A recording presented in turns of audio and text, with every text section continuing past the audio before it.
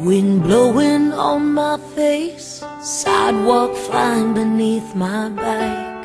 A 5-year-old's first taste of what freedom's really like.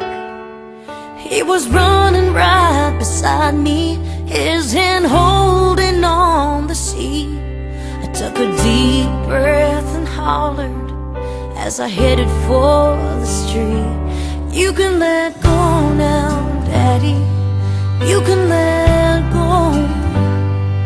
Oh, I think I'm ready to do this on my own. It's still a little bit scary, but I want you to know I'll be okay now, Daddy. You can let go.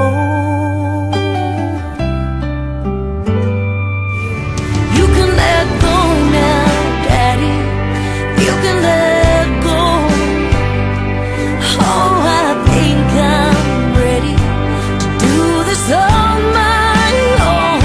It still feels a little bit scary, but I want you to know I'll be okay now, Daddy. You can let go.